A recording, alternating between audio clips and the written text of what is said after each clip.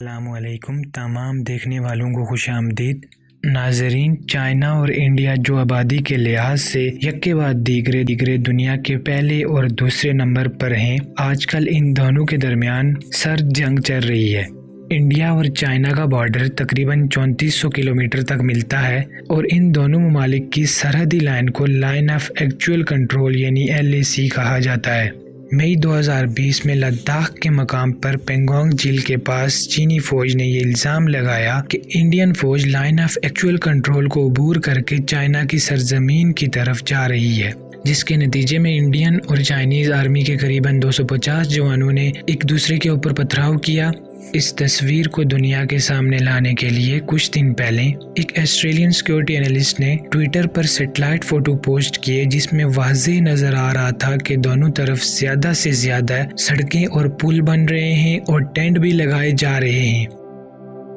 مزید یہ کہ India line of actual control کے 5 کلومیٹر کے اندر ہی 60 سڑکیں اور پل پہلے ہی بنا چکا تھا۔ اب چائنا کو یہ خطرہ لاحق ہوا کہ انڈیا اس خطے میں کچھ اگریسو ڈیزائن کر رہا ہے، جو کہ آگے کے لیے چائنا کے لیے خطرہ بن سکتا ہے، کیونکہ چائنا اس خطے سے آگے سی پیک جیسی بڑی انویسٹمنٹ کر چکا ہے، جس میں پاکستان بھی شامل ہے۔ سب سے پہلے تو ہم لداخ اور پینگونگ جھیل کے بارے میں کچھ جانتے ہیں۔ لداخ کا خطہ ہندوستان کے زیر انتظام ہے۔ لداخ کے لحاظ سے سب سے ضروری بات یہ ہے کہ یہ مشرق میں تبت یعنی چین کے ساتھ ملتا ہے، جنوب میں ہماچل پردیش یعنی کہ بھارت سے ملتا ہے، اور اسی طرح مغرب میں جموں کشمیر اور گلگت بلتستان جو کہ پاکستان کا علاقہ ہے اس سے ملتا ہے۔ یعنی کہ لداخ انڈیا، پاکستان اور چائنا کے ساتھ کہیں نہ کہیں سرحدوں میں گھرا ہوا ہے۔ ماضی میں لداخ نے اہم تجارتی راستوں پر سب سے خاص مقام حاصل کرنے کی حیثیت اختیار کیے رکھی ہے، لیکن چونکہ 1960 میں چینی حکام نے تبت اور وسطی ایشیا کے ساتھ سرحدوں کو بند کر دیا تھا، اس وجہ سے لداخ میں سیاحت کے ساتھ ساتھ بین الاقوامی تجارت میں بھی کمی واقع ہوئی ہے۔ اب بات کریں پینگونگ جھیل کی، تو یہ تقریباً 4350 میٹر بلندی پر واقع ہے۔ یہ 134 کلومیٹر لمبی ہے اور انڈیا سے لے کر چین کے علاقے تبت تک پھیلی ہوئی ہے۔ اس کا تقریباً 60% حصہ تبت میں ہے۔ اس جھیل کا آدھا لداخ اور آدھا تبت میں ہونا بھی دونوں ممالک کے درمیان ایک سنگین مسئلہ ہے، کیونکہ دونوں اس کے پانی پر وقتاً فوقتاً اپنا حق جماتے رہتے ہیں۔ انڈیا اور چائنا کے حالات دیکھ کر ایک سوال ابھرتا ہے، کیا یہ سرد جنگ کسی بڑے طوفان کا اندیشہ ہے اور کیا اس جنگ سے غزوہ ہند شروع ہوگا؟ تو ناظرین، ہم سب کا ماننا ہے کہ غزوہ ہند ہوگا، جس کے بارے میں مختلف احادیث ہم نے سن رکھی ہیں،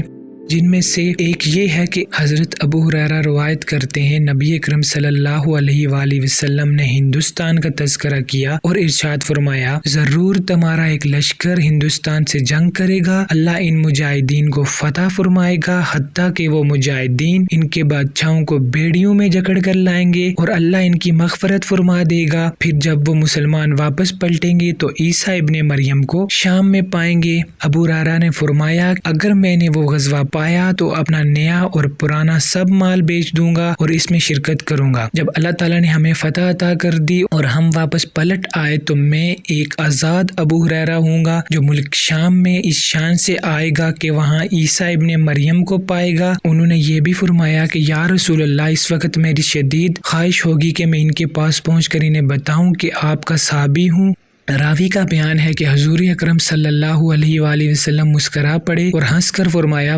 بہت زیادہ مشکل، بہت زیادہ مشکل۔ اکثر علماء کا ماننا ہے کہ اس پیشن گوئی میں غزوہ محمد بن قاسم سے لے کر محمود غزنوی، شہاب الدین غوری، احمد شاہ ابدالی اور قبضہ کشمیر پر پاکستان اور بھارت کی محجوزہ جنگیں بھی شامل ہیں۔ بعض کا کہنا ہے کہ عہد نبوت سے لے کر تا قیامت بر صغیر میں پیش آنے والے مسلمانوں اور غیر مسلمانوں کی تمام لڑائیوں کو غزوہ ہند قرار دینا درست ہے، لہٰذا ہندوستان اور چین کی اس جنگ کو غزوہ ہند کی طرف لے جانا کچھ خاص عقل و فہم کی بات نہیں ہوگی، کیونکہ ہمارا یہ ماننا بجا ہے کہ غزوہ ہند نے ہونا ہے، لیکن کب ہونا ہے اس کے بارے میں کچھ کہہ نہیں سکتے، کیونکہ اللہ اور اس کے نبی نے جو بات کی اس میں ذرا برابر شک نہیں، اور ہم مسلمانوں کا عقیدہ بھی یہی ہے۔